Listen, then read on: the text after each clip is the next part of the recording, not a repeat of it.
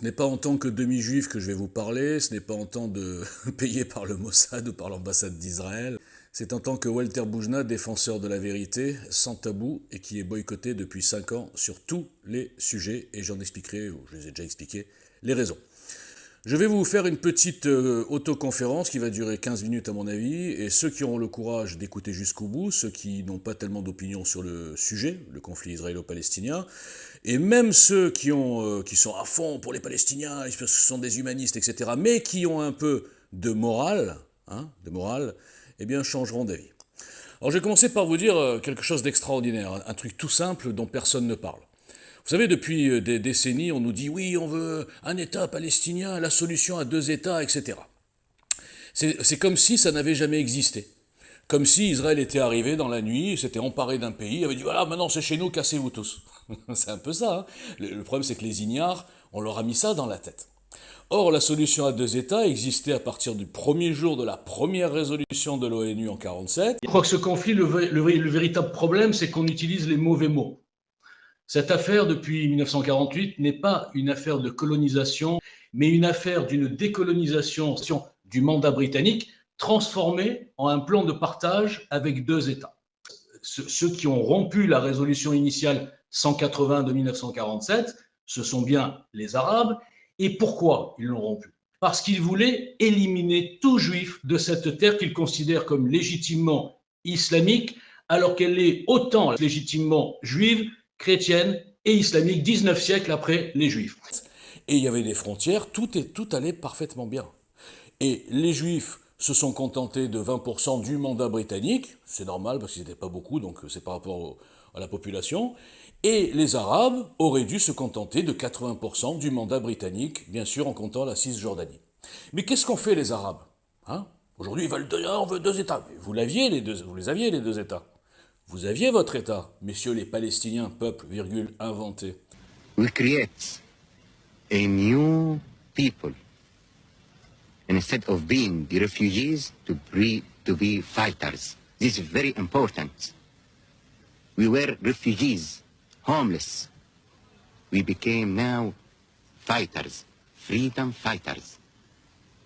And next stage, نحن مصريون، نحن عرب، نحن مسلمون، نحن منكم. الله أكبر، الله أكبر والله الحمد. الله أكبر. كيف تسكتون؟ كيف تسكتون يا... Mais non, ils ont attaqué le jour même à 5 armées contre les Juifs pour prendre tout, envers et contre toute la résolution de l'ONU, contre toutes, on va dire, les instances internationales. Et c'est amusant, on ne parle jamais du fait qu'ils ont rompu, eux, la première résolution de l'ONU, qui est la seule qui est importante. Le reste, c'est des détails. Donc, il y a eu cette guerre, et alors maintenant, imaginons un petit peu que Israël est perdu. Imaginons que ces Arabes aient massacré tous les Israéliens, comme ils l'ont fait le 7 octobre, et qu'ils aient repris la terre, qu'ils aient jeté les Juifs à la mer. Nous étions en 1947, donc juste 2 ans après la découverte, façon de parler, des camps et la libération d'une partie de ces Juifs qui étaient sortis des camps, vivants, pas beaucoup. Donc, est-ce que vous pensez une seconde que le monde entier se serait mobilisé? Oui, non, comment, les Arabes, vous n'avez pas honte, vous avez jeté à la mer et tout, on a décidé, c'est un État, donc poussez-vous, machin, vous devez leur faire de la place. Non, personne n'aurait bougé. Comme personne n'a bougé, même pendant les camps, les 2 dernières années, tout le monde savait qu'il y avait des camps. Il n'était pas compliqué de bombarder de temps en temps les lignes de chemin de fer. Pas du tout, ça n'a jamais été fait. C'était pas un impératif. Il valait mieux les bombarder des villes civiles et tuer le plus d'Allemands possible. Donc moi je vous le dis, tous ces humanistes de salon, qui aujourd'hui vous font la morale en traitant Israël de nazis, de voleurs de terre, alors que la falsification de l'histoire n'est plus à démontrer. Je ne vais pas y revenir, même moi je l'ai fait, donc c'est pas compliqué. Donc personne n'aurait bougé, les Juifs auraient été encore une fois dispatchés partout dans le monde, à la merci de n'importe quel tocard. Je vous rappelle, les lois anti-juifs en Allemagne n'ont pas commencé en 1939, mais en 1933. Personne n'a bougé. Ils regardaient tous ailleurs. Pendant que dans un pays, on massacrait les gens, les Juifs, on les déportait, on les traitait moins que des chiens, personne n'a bougé. Mais il y en a qui vont vous dire, les Juifs dirigent le monde. Il y en a qui vont vous dire, les Juifs sont aux manettes partout, c'est eux qui commandent. Donc, revenons à nos moutons, je suis désolé de m'énerver de temps en temps, mais c'est tellement hallucinant. Donc, s'il y avait eu cette victoire des Arabes, personne n'aurait bougé. Et je vous le redis, l'État, la solution à deux États, ils l'avaient, ils n'en veulent pas. Et pourquoi ils n'en veulent pas? On peut se dire, mais comment ils n'en veulent pas? Bien sûr qu'ils la veulent, mais non, ils n'en veulent pas. Ils vous le disent ouvertement en tribune. فلقد اقترب يوم ذبحكم وصالكم والقضاء عليكم حتى لا يبقى يهودي ولا صهيوني على وجه هذه الأرض. عقيدتنا في قتالكم أننا سنبيدكم على بكرة أبيكم ولن نبقي منكم أحدا. اقتلوهم حيث ثقفتموه، ما فيش بنعرفش حدد وين ما بنستطيع سنقاومهم. التي يتبر فيها ملكهم ويباد فيها أبناؤهم. اللهم عليك باليهود ومن والاهم، اللهم عليك بالأمريكان ومن والاهم، اللهم أحصهم عددا واقتلهم بددا ولا تغادر منهم أحدا. Mais vous n'écoutez pas, vous ne voulez pas entendre parce que vous détestez intrinsèquement le juif. Vous cachez ça d'une opinion politique, je vois des avocats qui disent oui, génocide, apartheid, etc. Ces mêmes avocats, des communistes surtout, de Castelnau par exemple, auraient regardé ailleurs s'il n'y avait plus d'Israël, plus de juifs ou les juifs massacrés partout. Parce que le communisme est très proche de l'islamisme. Il y a une connexion intellectuelle, je dirais, façon de parler, et idéologique. Donc aujourd'hui, les instances internationales sont dirigées par des socialo-communistes. Tout le monde pense que ce sont des capitalistes. Pas du tout. Parce que vous êtes tellement basique en général que vous confondez mondialiste et capitaliste. Vous confondez mondialisme et sionisme. Vous ne voyez même pas ce qui se passe dans ce monde. Vous ne voyez même pas les deux plans mondialistes en cours que je suis le seul à expliquer, le plan de l'islamisation et le plan du grand reset qui sont connectés et complices. Et quand vous avez 57 pays musulmans qui mathématiquement, quoi qu'il arrive, voteront toujours contre Israël, quand vous avez allez, encore une trentaine de pays qui sont dans la sphère, on va dire, communiste, qui sont par définition ennemis des États-Unis, donc ennemis d'Israël, ou soumis à la Russie par exemple, quand vous avez un tribunal où les juges sont à 90% de parti pris, vous ne pouvez plus tenir compte des décisions de l'ONU. Vous ne pouvez plus tenir compte des condamnations hallucinantes contre Israël, une démocratie, pendant que l'Iran, la Corée du Nord, l'Arabie Saoudite et tutti quanti sont complètement épargnés de tout. Vous n'êtes pas de bonne foi si vous ne comprenez pas ce que je suis en train de vous dire.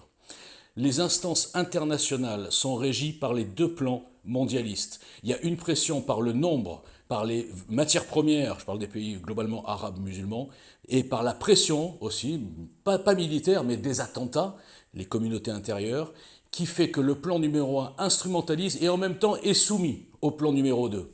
Donc ce que je veux vous dire, c'est que quand j'entends la diplomatie Union européenne, le socialiste corrompu espagnol Joseph Borrell, et quand vous avez le porte-parole de l'ONU, le portugais corrompu, non il n'est pas corrompu, Antonio Gutiérrez, socialistes tous les deux, qui sont l'équivalent de notre gauche caviar en France, qui a détruit la France. Vous comprenez toujours pas que les socialistes sont des mondialistes, ça vous dépasse.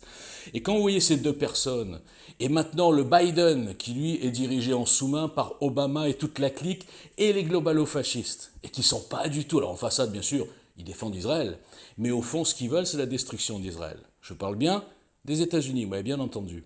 Cette partie des États-Unis, évidemment comme je le disais dans mon petit tweet, quand Trump va revenir, ça va être une autre limonade, si j'ose dire.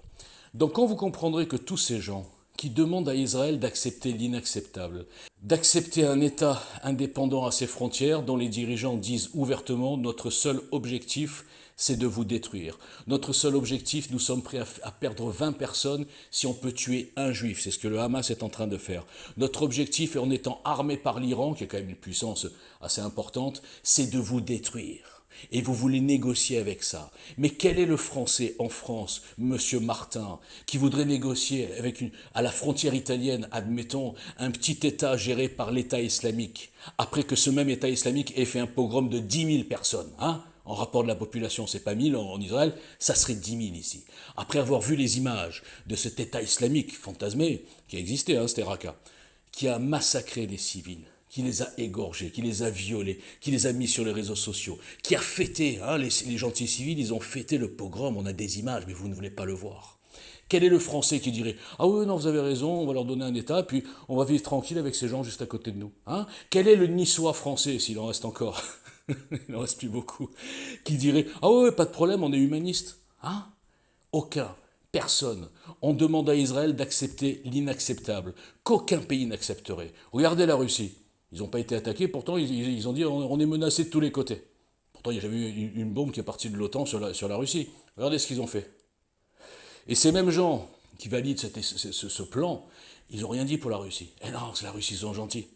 Donc vous êtes toujours dans le double standard, vous êtes toujours pollué, aveuglé, complètement tordu par votre haine antisémite, anti-Israël, parce que vous êtes non seulement des ignorants, mais en plus des haineux, et en plus, et là je parle pour les non-musulmans français, des lâches, parce que votre pays est en train de s'islamiser, et vous pointez le doigt sur les sionistes, sur Israël, au lieu de vous occuper de votre pays.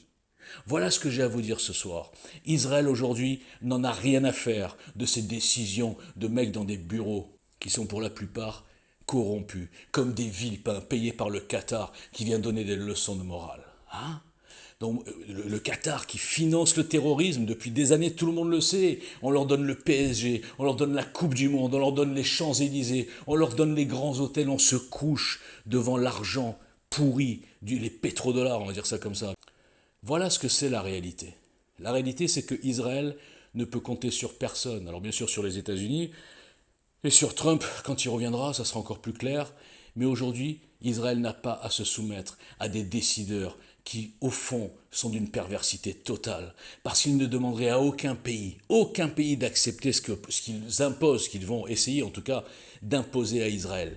Et aucun de vous n'accepterait ça. Aucun de vous n'accepterait d'avoir des voisins complètement indépendants et qui veulent votre mort tous les jours dès qu'ils se lèvent et qui éduquent leurs enfants dans la haine.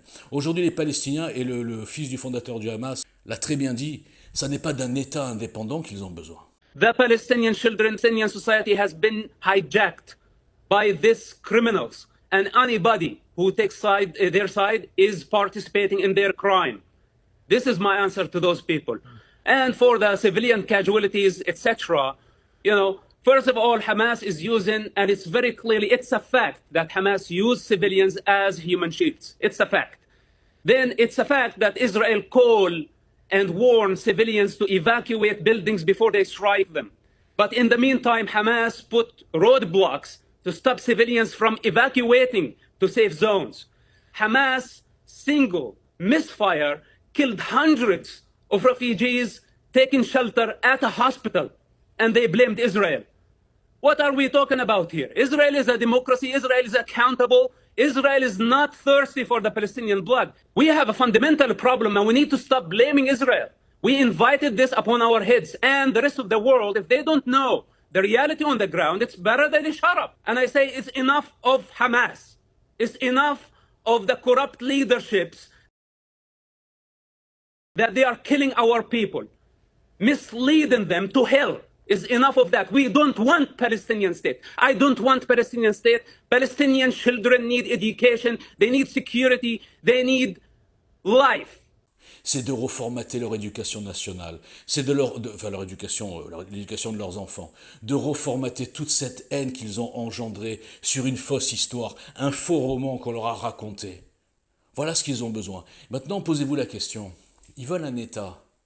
Mais là, on nous a dit pendant des années, c'est un camp de concentration. Je vois les tocards sur les réseaux sociaux qui racontent n'importe quoi pour avoir du like. Un camp de concentration, une prison à ciel ouvert, un blocus total, il n'y a pas de médicaments, il n'y a rien. Sauf que les images ont prouvé le contraire. Et même cette guerre démontre le contraire. Il y a 12 kilomètres de frontière avec l'Égypte. D'où croyez-vous que viennent toutes ces armes ? D'où croyez-vous que viennent toutes les matières premières, tout ce qu'il a fallu importer comme matériel électronique, etc., pour pouvoir faire cette guerre et être encore en mesure aujourd'hui de lancer des missiles, après avoir construit 500 km de tunnels avec votre argent, avec vos impôts, avec l'argent de l'Union européenne détourné, alors que le peuple palestinien, en tout cas à Gaza, vivait dans la misère.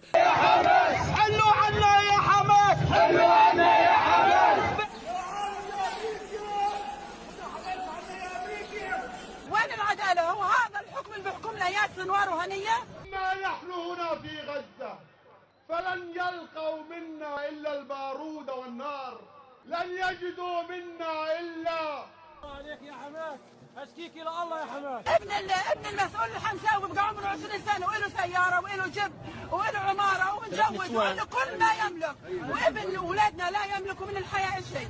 كل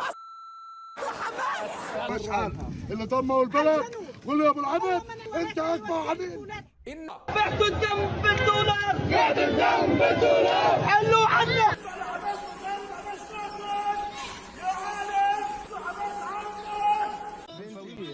ولا كلنا حماس.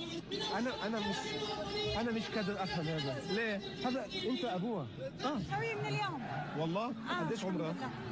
سنة و5 شهور. سنة. هي حماس طبعا دمها اخضر. بسألك مرة ثانية، إذا فقدت بنتك هذه الحبيبة لطيفة، إذا قررت بدها تفجر حالها، أنت بدك تكون فرحان؟ أنا بدعمها وبأيدها بهذا الموقف. عن جد. Maintenant, si vous vous renseignez, vous verrez qu'il y a plus d'hôpitaux par rapport au nombre d'habitants qu'en France, dans nos déserts médicaux. Vous verrez qu'au niveau des aides, si on accumule les aides, on divise par le nombre de la population, ils ont eu 10 fois plus que n'importe quel pays pauvre du fin fond de l'Afrique, où tout le monde s'en fout parce qu'il n'y a pas de juifs. Ils vous ont mis une propagande dans la tête, ils vous ont mis un virus qui est facilité, je le répète, par votre haine du juif. Vous n'êtes plus objectif. Les 400 000 morts syriens entre musulmans, on n'en avait rien à foutre. Il n'y a pas d'enfants, il n'y a pas de génocide, il n'y a pas de nazis, il n'y a rien. C'est que quand il y a un mort tué par Israël, et en plus si c'est un terroriste avec une ceinture, là ça devient un grand martyr. Vous n'avez pas honte. Israël vivra. Israël n'acceptera pas ce qu'on leur propose, ce qu'on leur impose. Ils attendront le retour de Trump. Et dans tous les cas, cette zone doit être dératisée. Je dis bien dératisée, je ne parle pas des Palestiniens. Dératisée de ces malades mentaux qui sont élevés dans la haine, élevés dans la falsification, élevés dans le vice et la perversité. Vous les avez vus en train de se filmer, en train de tuer des civils et ils crient « Allahu Akbar ». Ils salissent même votre religion, là je parle aux musulmans. Ils vous salissent tous. Vous croyez que vous avez raison parce que vous êtes nombreux, vous croyez que vous avez raison parce que vous êtes 2 milliards contre 17 millions, et vous avez tout autour tous ces complices et tous ces lâches qui vous donnent raison, contre toute logique. Vous n'avez pas raison.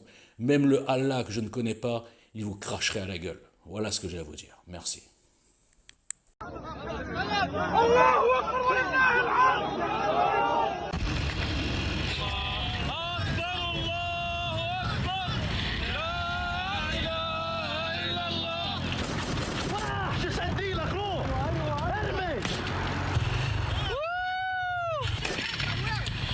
ارميها يا اخوان يا خلي 2000 يروحوا في الاسلام، خلي 10000 يروحوا في الاسلام.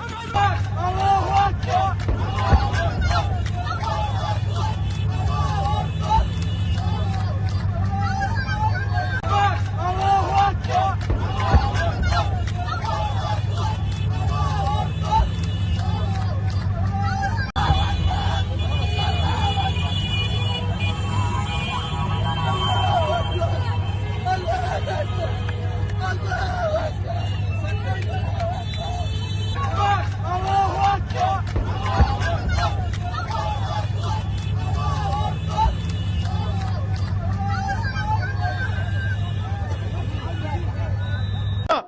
فلقد اقترب يوم ذبحكم وصالكم والقضاء عليكم حتى لا يبقى يهودي ولا صهيوني على وجه هذه الأرض. عقيدتنا في قتالكم أننا سنبيدكم على بكرة أبيكم ولن نبقي منكم أحدا. اقتلوهم حيث ثقفتموهم، ما فيش بنعرفش حدد وين ما بنستطيع سنقاومهم. التي يتبر فيها ملكهم ويباد فيها أبنائهم